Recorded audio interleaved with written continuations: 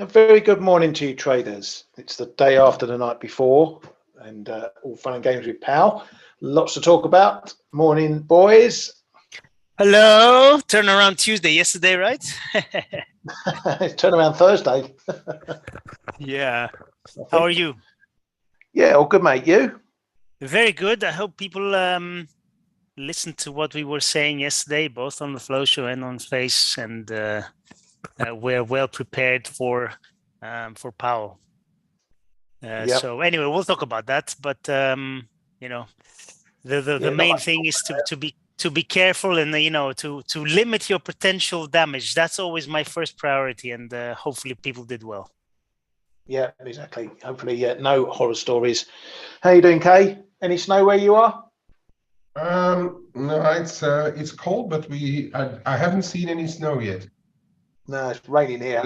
Unless it is snowing and I haven't even looked outside. That's possible. Yeah, you open a window and you'll be 6 foot under. Right, let's get into it. Obviously, lots to talk about with Powell today and the market moves and what's happened. So we'll get cracking onto the headlines and stuff. Talk of Japan's wage hikes, and apparently big companies are expected to deliver the biggest pay rise in 26 years in the Shunto wage talks. That's the. So was that 1%? Hang on, I'll tell you in a minute. That's in the Shunto wage talks, which is the spring wage offensive, as they call it in Japan. But the expected average salary hike is said to be around 3%. Oh, wow. And that will likely just include a 1% increase in base pay. So the rest coming by other ways, bonuses, that sort of thing. So just a 1% increase in base pay. Now, these major talks are due to be completed next week on the 15th. So that's a date for the diary to be circled as to when we get potentially the final numbers coming from these wage talks.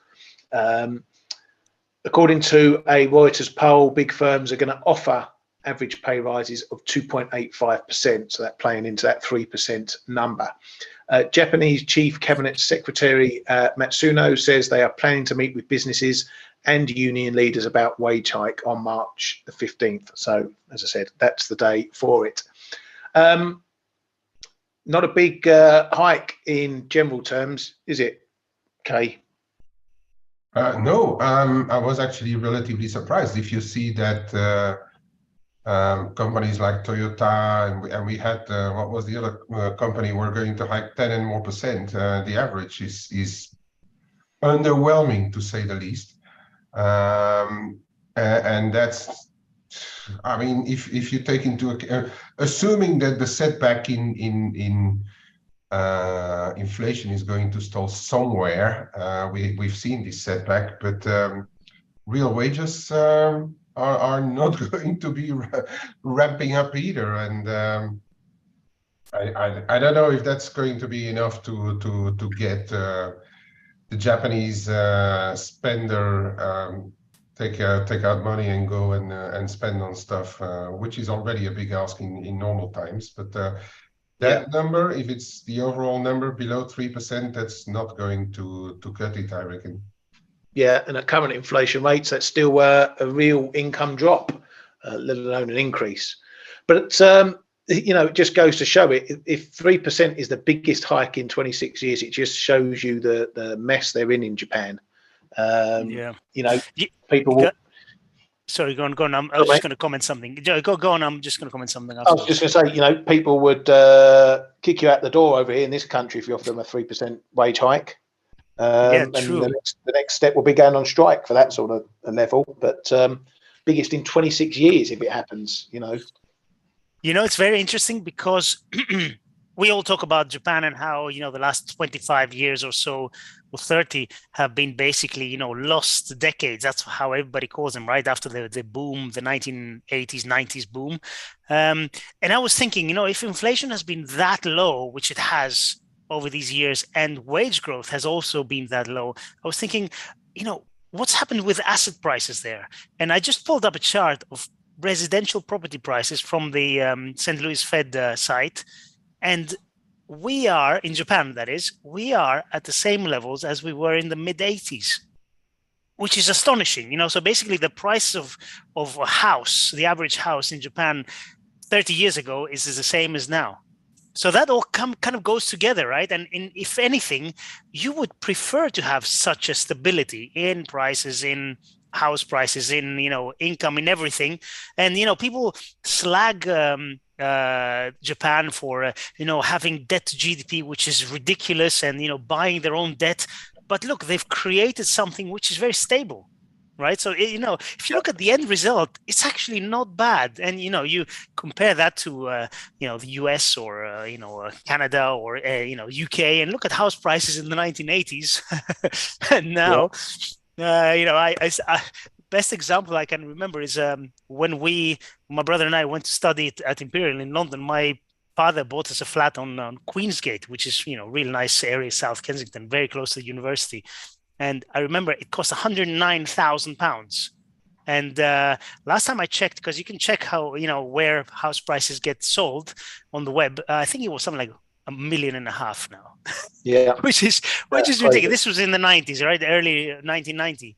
And now it's just ridiculous. But look at Japan, very stable prices and, not a bad place to live, I think, in that respect. But anyway, just a note. I was expecting to see house prices a lot higher than the 80s, but apparently they're not. Yeah, it's an interesting point, I suppose that's what everyone does. They compare Japan to the rest of the world and say, why isn't Japan like the rest of the world? Well, they have got their own thing, if you like. So you probably could have a case to say, well, why do they need to change? It ticks along, it does its thing. I guess the difference is how do you compete on the international stage if you're not in line with some of those, parameters for prices and stuff. But Japan is Japan, and we love them all for it.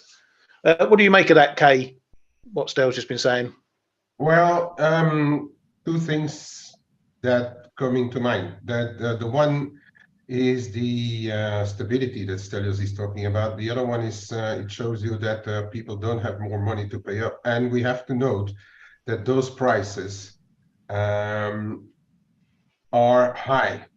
I remember when I was in Japan and I was talking to. Were you big in Japan? I've always been big, but in Japan I was a little bit small. I was a little bit lighter. That it's easier to go on a diet and exercise and stuff in Japan than here in Europe. I found out that's a bit of a bizarre statement, but to me that was the case. No, so the guy, one of the guys in the office where I worked. Was buying a very small, because in Tokyo none of there's hardly any building land left, but he managed to grab a very small one, and it's like just a little bit over 100 or 150 square. Is it 150 or 150 square meters or 200 square meters? It's really small over there, right? To build his house on, because they build up, not wide. They build up. Yeah, they're building floors over there. But it still cost $1 million. I mean, so you talk about prices, but about stability of prices, but then if you look at the nominal price, it's pretty steep. I'm talking about Tokyo, of course. In the countryside, it's a lot less. So basically, they were very expensive in the 80s, and now the whole world is catching up. Yeah, I think it's a bit of that. And then if you look at asset prices, and you say the last decades is exactly that. The asset prices came down, right? After the big boom, constantly, and people were scared of spending much. So the savings rate in Japan has always been very, very high, right? Yeah, so I've got a bit of trouble to right now look at those prices as a reason for the yen to be stable. Some other stuff has happened in the meantime. But yeah, I mean, it has been a factor for the yen to that stability has actually been part of why the yen is a risk currency for the outside world, right? Yeah. Stability in prices, the savings rates, usually the far from my bed show with huge geopolitical unrest and the fact that they have always been a very big exporting economy. But those things, in my opinion, have been changing since, first of all, the big quake, and then have accelerated over the pandemic. Yeah, exactly. Good insight, lads. Love it. We shall crack on. But just on the BOJ, a Reuters poll of economists say that the BOJ will end YCC in 2023, but a tweak is unlikely this week. Obviously, Friday, another risk event for the yen with Kuroda's last BOJ meeting. Over to Australia, RBA's low says that they are closer to pausing on rate hikes. The timing of a pause will be determined by the data and our assessment of the outlook. Further tightening is likely to be required to bring inflation back to target. Recent rate increases have moved monetary policy into restrictive territory. If the data before the next board meeting suggests a pause, we will do that. So a bit of fence sitting there. They could pause, they could not, they could keep hiking, data dependent, as is everybody else. Coming over to Europe, and retail sales in Germany were a bit soft, down 0.3% versus 2.3% expected. So coming in much lower than what was expected there. Bucking a bit of a trend that we've seen around the rest of the major economies in January retail sales, posting good positive numbers. These numbers are some of these numbers are adjusted for inflation, hence why maybe we're looking at some negatives. Industrial production, on the other hand, came in a solid 3.5% for January versus 1.4% prior. So a bit of a pickup on that side. For the ECB's not says can expect the ECB to keep raising rates for quite some time after March. He's one of the hawks in the camp.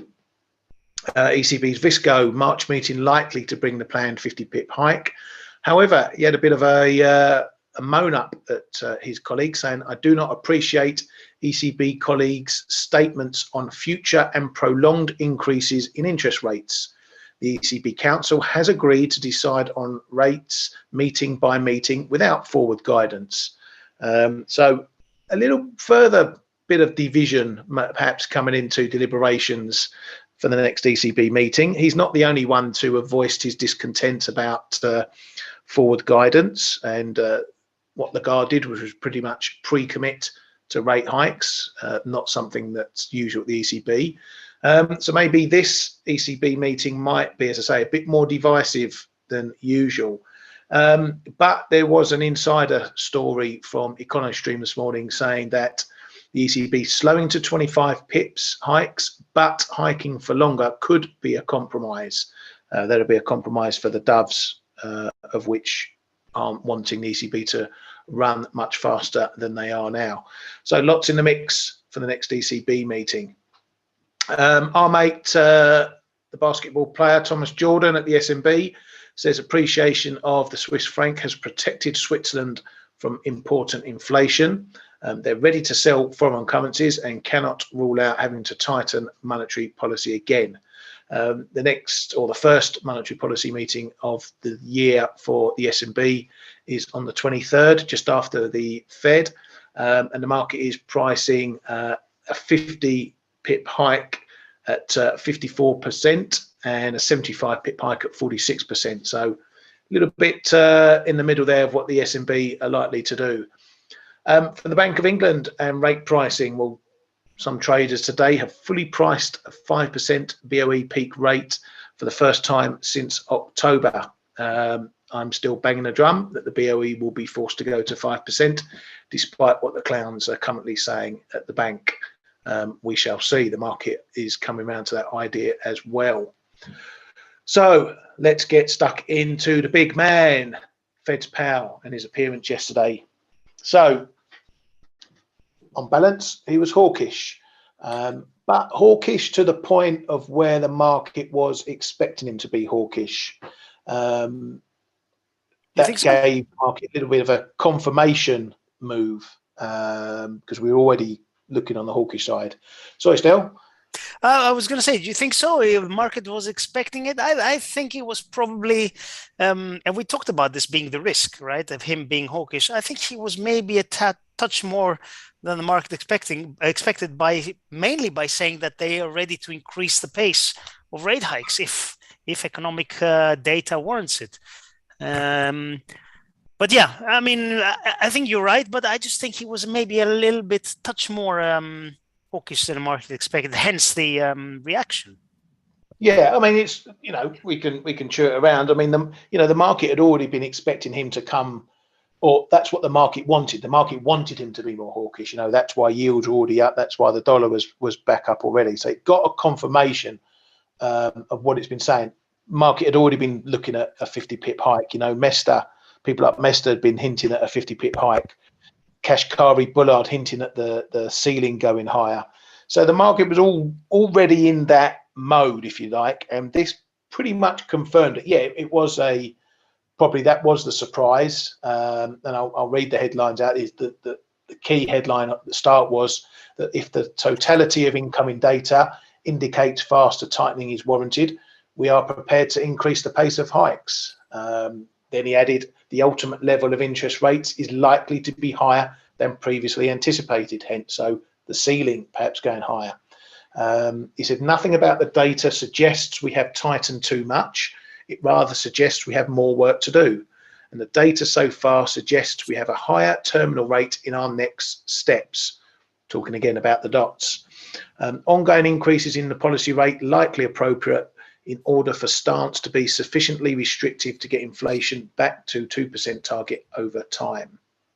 Then he had some other generalized answers to questions. Elizabeth Warren grilled him on, she was basically asking him, why are you targeting putting people out of work to get inflation down?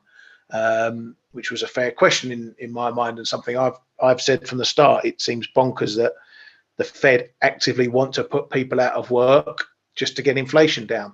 And she asked that very question. And he replied by saying, we are not trying to raise the unemployment rate. We are trying to create disinflation. And they're trying to realign supply and demand through a bunch of channels, including job openings. Further to inflation and the services side of things, he said, housing services inflation coming down is in the pipeline for the next 12 months. That's been one of the sticky areas. Core services ex-housing is where the challenge is now, and we've not seen the full effects of rate hikes yet. So yeah, I get the market is, and I get your point that he was more hawkish maybe than expected. And I think, yes, that we are prepared to increase the pace of rate hikes is the kicker there. I think the rest is pretty much in line with what the market was waiting for. And I think that part of the reaction was that on hikes, but also sometimes the market needs that confirmation before it moves again. It was already hawkish. It got the confirmation. There was no reason to go the other way, and off it goes again. But also I think a little bit of context is needed in what has happened in the price moves. You know, we put a lot of focus on 10-year yields, and look at that. It just about stuck its nose above the 4% level over Powell. Couldn't even get to the level we saw prior to Powell when we got well into the 4% mark. But then here's where the action was. You look at the 2-year yield, big jump up to 5% and through 5%. The 1-year yield, absolute rocket. This is indicating that potentially we're going to get 50 pip hikes or continued hikes at pace, but it also shows the difference between, say, the 1 year and the 10-year and the 2 years and the 10 years, which is actually a whole 100 basis points difference at one point. That shows that this move that we're seeing in the dollar and seeing in yields is more on the front end. It's more indicating that, yes, the market sees the ceiling perhaps going higher. It sees potentially higher rate hikes, but in the longer term, it just means that those rates are likely to come down a bit faster when the Fed want to move back to neutral. So it's a bit of a spike. So the yield curve has gone a bit steeper, but because 10 years and the rest haven't really changed, it shows you that this is all pretty much short-term thinking, where rates are going over the next few months, not so much where the market sees them or sees them going higher further out. Kay, what are your thoughts on Powell? Yeah, I think he was more hawkish than the market expected, for sure. Even what I was expecting too,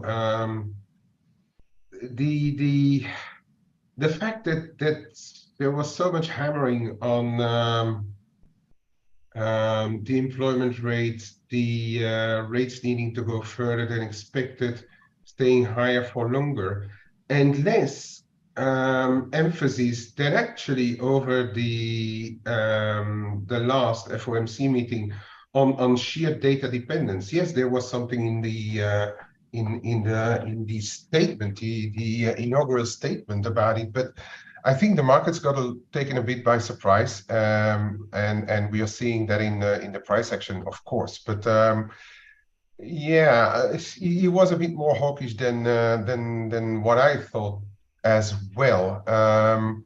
But then, as I said, he's clearly keeping the door open now for a 50 BP hike, and that's what the market has to price in, and that's where you see the short term skyrocketing. The longer term is still thinking that, for one, as Stelios was saying, inflation at some stage will come down just by math. So that's the longer end of the curve. But we are now well above 100% inversion between the 2 and 10, which is and the 2 and the longer term. If you look at the 30s, it's even worse. But I think we need to compare the 5 and the 30s. But yeah, I mean, until Friday, or let's say until today and perhaps tomorrow, these comments will resonate, and I doubt that we can have a reversal. But then, and I was saying that in the room as well, and I was early to take profits. And people know I was short Aussie dollar, I was long dollar rand, and I was early to take profits, especially in the rand, because there was another nearly 1%. I think that we've gone up in the meantime, but that's emerging markets for you. But the Aussie is finding a little bit of a footing around 66 or just below. But yeah, I think the market's got a little bit surprised there, and those people who were looking at him hinting at full data dependence, so leaving the door open he for what's to come, perhaps a lower inflation print. When is it? Next week, or a bit of a setback on the labor report. Nothing of the likes. So to me now, where we are, I'm okay to have taken profit on dollar longs, because I personally, this is just my personal opinion, I find the labor market is going to be now the biggest domino that is standing, and I think it has the potential on Friday to just undo everything that we will have heard yesterday and later today, because he speaks again. But it can go both ways, of course, because if we get another strong report, then the market will need to reprice more. And then I think in turn, if we get a strong labor report, not so much the CPI, but it's really just personal opinion, but if we get a strong labor report on Friday, then you're going to see the longer end of the curve catching up on the short end, and the dollar is really going to fly. That is my personal view. If in turn we get a weaker report, which is very possible after the bumper report in January, February, then I think there's going to be the dollar will see a bit of a setback. It all depends, of course, how big the miss will be, and we will talk about that on Friday. But in the meantime, I'm going to err on the cautious more cautious side of things, because it's and you were talking about the short-term impact, which sees the short end of the curve move. That is typical of what we have seen since the pandemic, right? Huge amounts of liquidity in the market, huge amounts to shift around. People have said that they're happy with a plus 5% in the 1 year, park some risk-free money there. Now they can even do it in the 2 years because we're above 5%. So I'm not excluding to see some people dive in there, because you even for money managers who are slower reactors and look at the more long term, it's very tempting for them to go and park some money in the shorter end now. But yeah, I think a lot will it's still happening on Friday, and the market being shorter term than it was pre-pandemic, it has the potential to undo a lot, or to see another spike in the dollar. So I'm going to err on the cautious side here for the next couple of days in dollars. And we can see what's happened with the rate expectations. I mean, on Monday when I showed the rate expectations, we were pricing a 25 pip hike at the next FOMC at 78%, with a 50 pip hike at 22%. Right after Powell, that flipped to a 25 at 54%. Versus 46% for a 50, so close to a coin flip. This morning we're now pricing a 50 at 62% and a 25 at 38%. So it's completely switched around. Obviously, some of the banks are obviously hiking up their expectations. Goldies has hiked their terminal rate by 25 pips to 5.5, 5.75 now. So it has been a big change around in expectations. But guys, carry on. I just have a comment afterwards. Carry on. Yeah, but we have got risk from this data on Friday for the NFP, because if it comes out really bad, then we're going to undo a lot of this move that we've seen in yields in the dollar. However, just to counteract the counteraction, if we get a poor number in the NFP, it's likely that the market is going to scream skew because of that big outlier number in January, and maybe sort of average it out or something like that.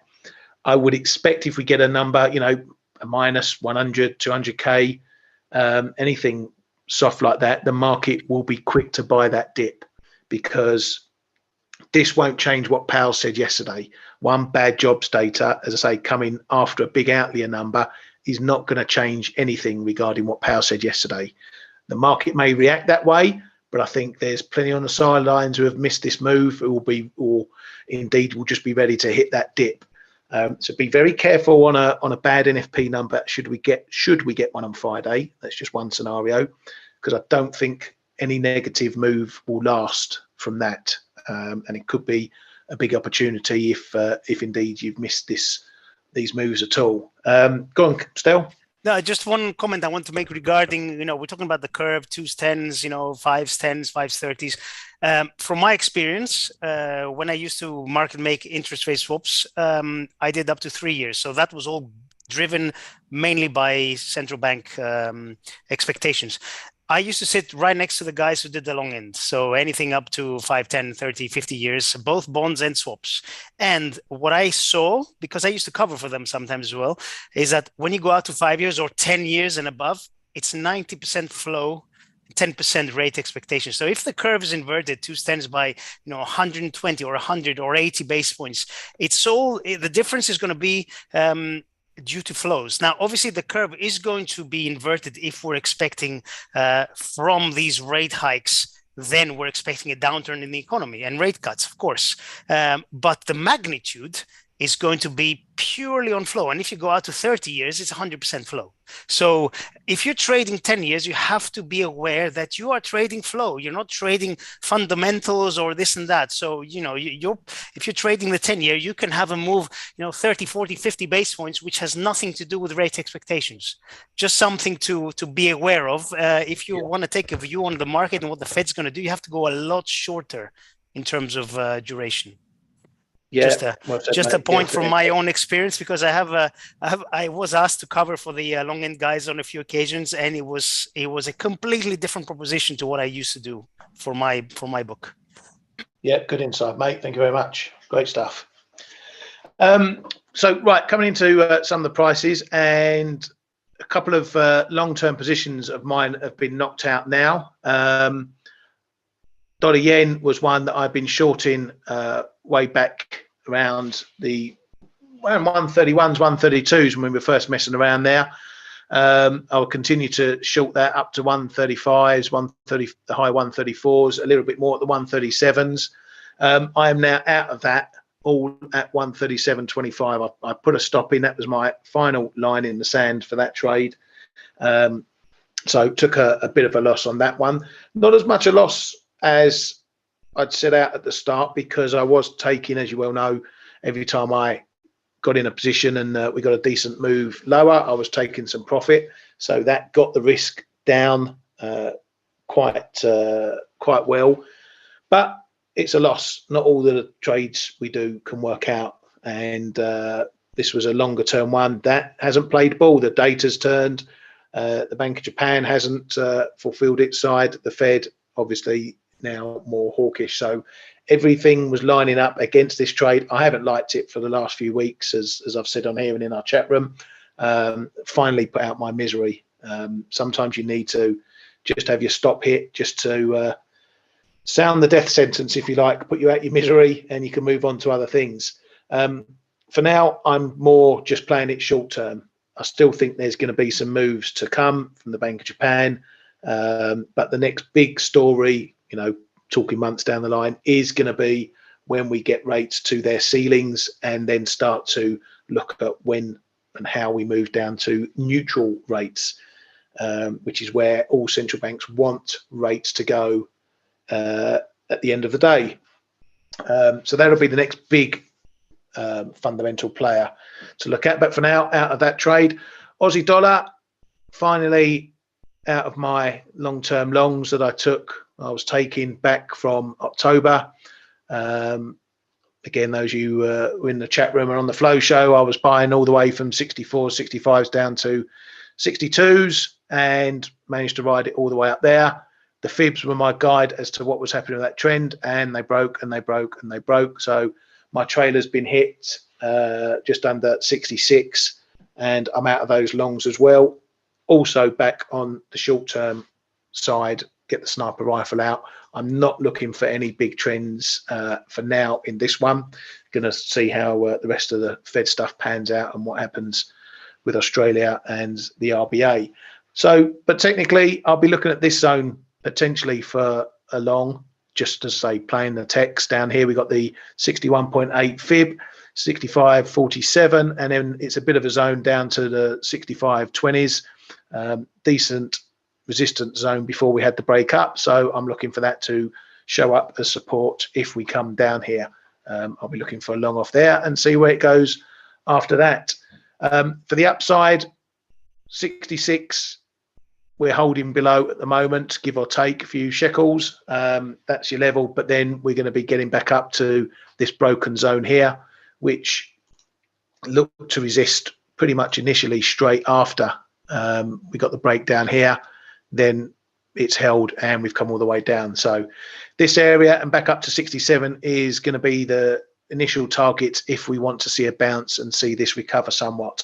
If we get up to here, hold below, it keeps the downside in play. We're going to continue this stepping down action that we've seen all the way through this drop from the 71s. It's broken levels, it's held, it's broken again, it's held, it's broken again, it's held. So no need to change a winning team. I know Kay's ridden this down well from higher up and been in and out of shorts into this one. So the trend is your friend, but at some point it will come a time where it will find some support and bounce.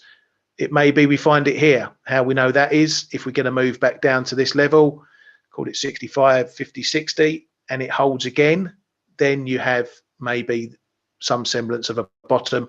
Maybe it just does what it did around the last couple of weeks, which was just fine support, but the bounces were pretty weak. So watch for the price action in that one, but I'm out my longs on that one. I've just got my euro sterling longs and Hong Kong dollar shorts on the books at the moment. So looking at euro dollar, it's getting close to an area I'd like to buy that. That's down at the 105. Been looking at this for a long while. I think given where we've come from, up at 107, and I'm ruining not getting some on there, looking at that level, but we could get down to this 105 here. I think that'll be a fairly decent stretch point, because we have to remember that the ECB is still hiking at 50s and may continue to do so if the various speakers are to be believed. So there's no real reason for this to fall significantly, I don't think. And that 105 level is one that I would be looking to test that theory at. But we're not there yet. We're holding up around the 25s, 30s. So that could be where the market wants to bottom for now. Again, got to look at what it needs to do to get back up. Really needs to get back above the 106 in the first instance. And then perhaps it's going to have another look at 107. But for me, I'm going to be watching this 105, 107 range, see if we can play around the edges there. Obviously, depending on where we are into the NFP, I'll decide what I want to do with that. You know, if it is a big, strong number and we're trading at 105.40, that 105 isn't likely to stand up to much. And we may get a move down, maybe to the next area, 104.60s. But then that will intrigue me even more to eye long, because as I say, the ECB are still going full tilt, even if the Fed have to step up again. Dollar CAD, I mentioned this one, how long I've been waiting for a move to 137, but didn't fancy touching it this close to POW. And look what it did. You know, you wait weeks and weeks to have a trade, get to the point, you assess the situation, don't want to touch it, didn't touch it, flying through. May have a look if we get up to the 138s, but it doesn't look like it wants to put in too much effort to get out there. Obviously, the Bank of Canada today, so another risk event to look at, see what they come out with. Not expected to do anything. The market may be looking to see if there's a bit more of a dovish slant. I don't think we're going to get much from them. It's going to be, we're on pause, we're watching and waiting. No reason to move either way or even insist on moving either way. So by and large, I would expect the BSC to pass by uninterrupted, if you like. Dollar China was keeping an eye on this up towards the 7 level, and we've had a move up there pretty close, which has held. I haven't done anything. In normal times, I would leave some orders in up close to this. I wasn't going to leave anything overnight, given the volatility that we've got at the moment. So might have missed that first move up towards the 7 number. It's come off quite a bit for now. I'm just going to watch and wait and maybe see if we get another move up there. It's not something at the moment I want to sit with orders in when I'm not at my desk. I'd rather watch it live so I can gauge the price action. But for now, that 7 has proved to be a bit of a stalling point. We'll see from there. I'm sure Kay will talk about it, but dollar MEX looks a bit interesting. We're back above, had a big rally obviously yesterday over POW. We're back above the 18. If it holds here, do you think you're going to see more upside from here, Kay, if we hold? Would that indicate a bit of a bottom? I mean, no, the move was yesterday. If it couldn't hold, I'm completely the opposite opinion. No, I mean, that move is very, very weak, in my opinion. If you look at I'll show a bit later, or I'll show it later on. It's no, I think MEX is really the strongest currency out there right now. Can turn on a dime. We know all of that. That's the market, but that move is extremely weak for me. No, but it's probably going to work better or more on the MEX crosses, because you have these dollar move, but and the yields move. And I know a lot of people are watching at the dollar MEX because it's like the instrument to do everything. It's like when you do yen crosses.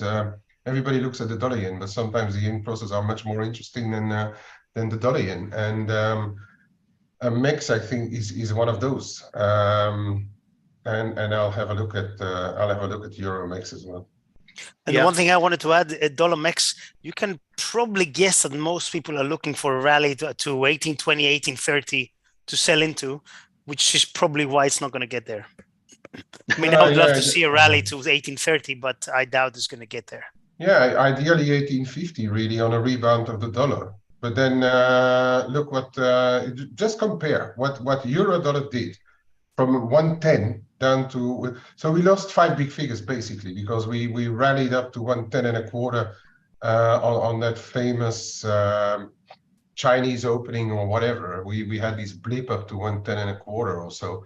We're 500 points lower, and look where dollar mix is. So look where by deduction, look where mixed crosses are. So I mean, it's just says enough to me. Yeah. And he's asking about euro pound. It's failing at the moment to looks like it's failing to hold the 89 handle after another move above. Again, this has pretty much been driven more on what's going on in the pound, the bigger move in the pound in cable than in euro dollar. So it's a bit more vulnerable, but there is also a bit of divergence in there. If the Fed are stepping up a gear, then the BOE expected to slow. So, you know, that creates further divergence as well. How far it comes down, I don't know. We've been up here before. We couldn't get through this 2030 area. So that's the key one at the moment. Couldn't get through it in Feb. If we get above there, maybe we get a push up towards the highs, the recent highs, and up towards that 90 area. But if we do fail here at 89, likely we're going to go back in the box.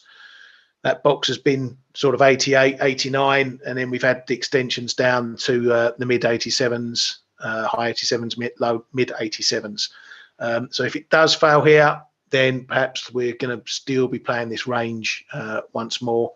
I haven't let any more off of my trade up here. I did when we got to 89s, close to 89s, but I really want to look for a break up maybe to this 89.50, take some more of my long off that I added back at 88s. But for now, yeah, if we do fail here at 89, it's going to go back in the box, I feel. In that case, you should get your profit. Ali, you're looking for, what are you looking for? I've lost it again. Where's it going? You're looking for 89, 88, 85. Well, at this rate, you look like you might get it in your stops very safe.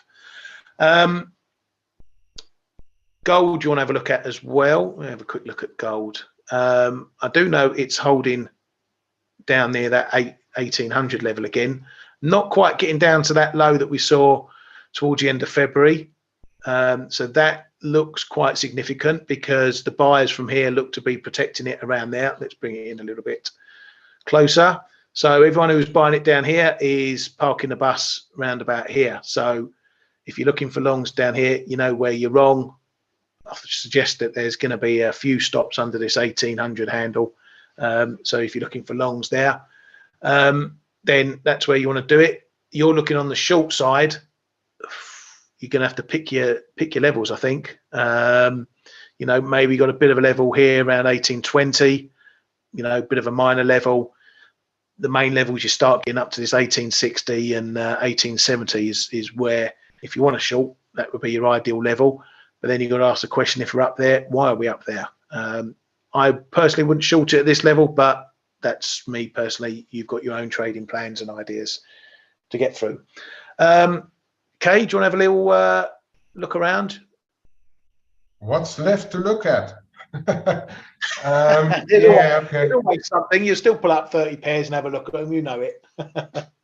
Yeah, I need to double up on what you have been showing then. All right, let me first go into, let's do another one because I know that Stel is looking at that actively. Silver, Stel, what do we do with it, mate?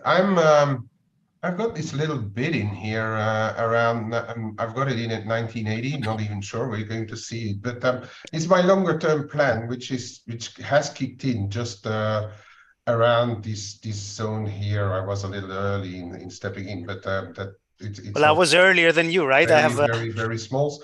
But yeah. yeah, I'm planning to add just a tad more around here. Of course, we need to be very careful with what happens on Friday, because if we get another bumper report, probably yields will fly, and those will really get a kick in the bum, and why not go see an 18 as a big figure, right?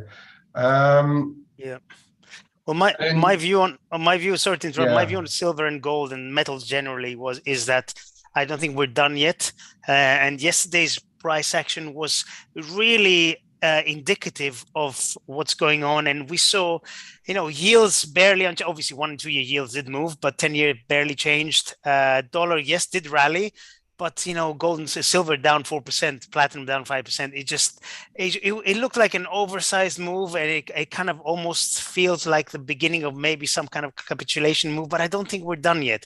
And I was earlier than you in starting to get long. I have a thankfully not big position. It's quite small at an average of 21 and change. So I'm down on that, but I plan to add a lot more. My levels are 1880 to 1910. That's the range where I'm going to go full size. So I don't think we're done yet. We might not get there, obviously, but This one. Yes. This zone here. Yes. Yeah. Yes, I even yes. circled it in the past. Yes. That's an interesting zone. Yeah, right. Okay. And so that's my medium-term view. Can we get there? I think we can, especially if we get good NFP numbers on Friday. There's definitely going to be another move. And we know how silver especially tends to underperform massively when yields rise. And I've said it so many times. It's perverse. It doesn't make sense to be selling something when everything's getting more expensive. Right, inflation is making everything more expensive, and you're selling something because of yields higher and because of gold and silver don't have any yield and don't give you anything. Yeah, but there are things that are needed in the industry, especially silver. So they're going to get more expensive.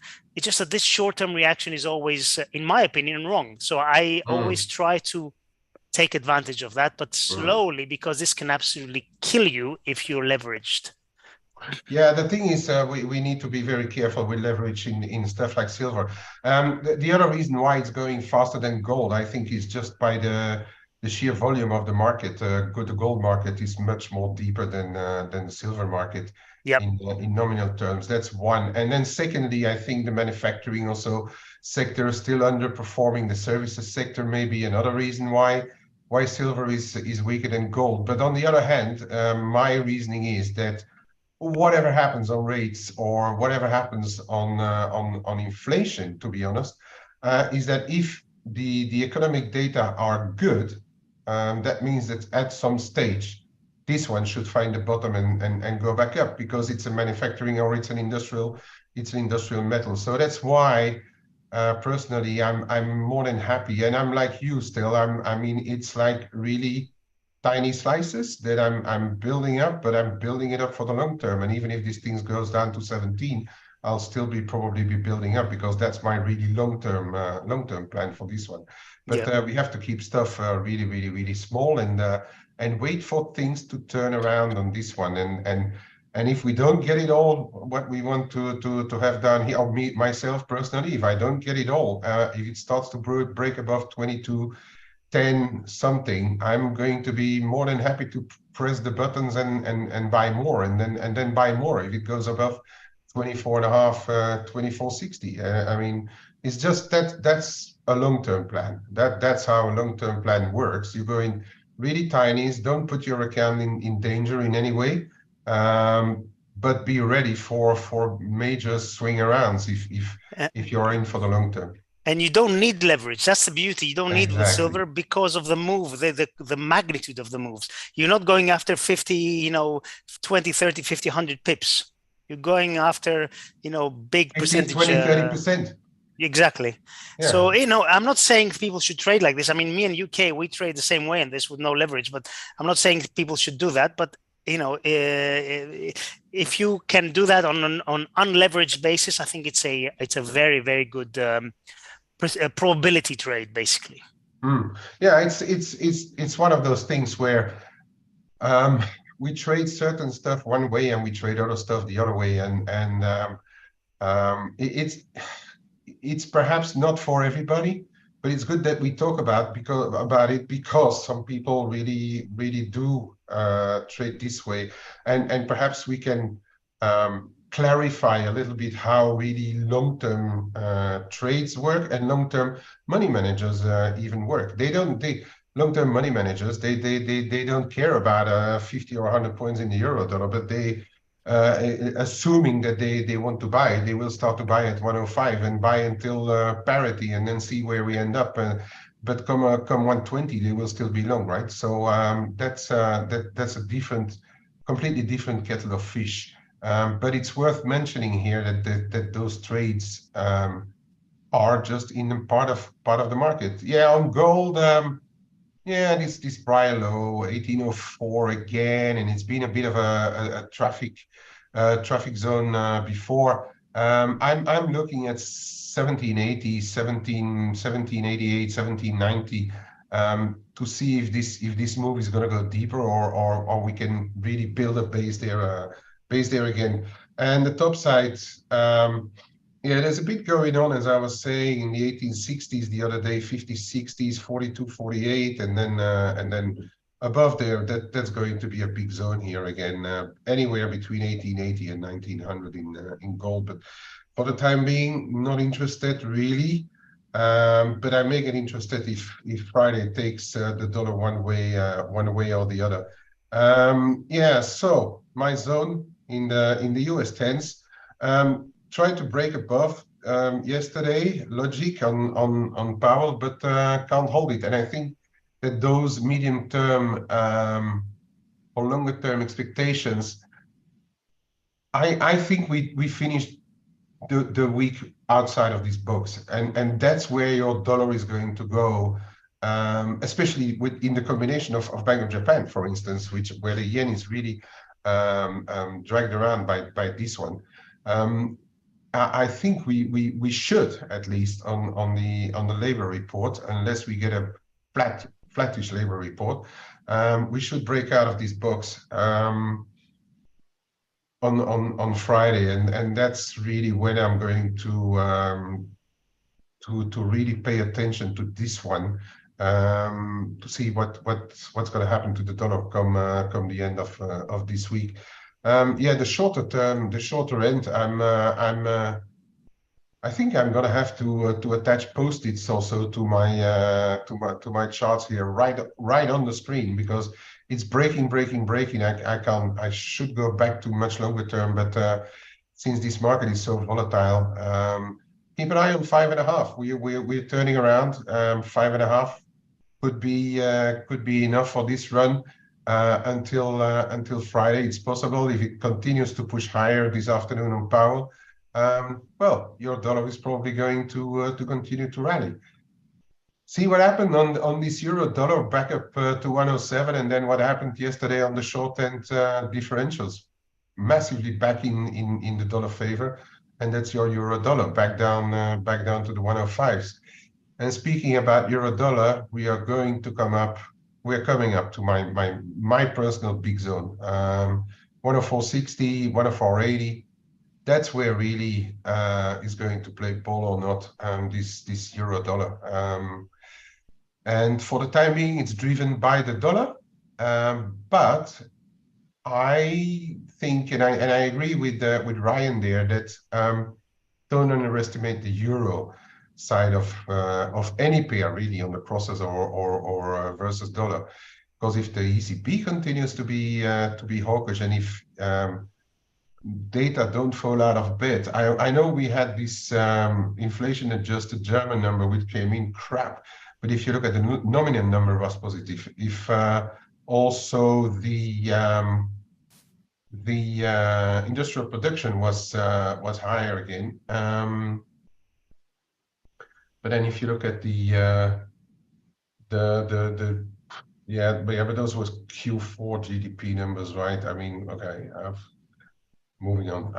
Yeah, I think there's still the potential for the euro to find a bottom somewhere, and that's going to be done more on the euro side. So I'm really closely monitoring this 104.6080 on the euro dollar.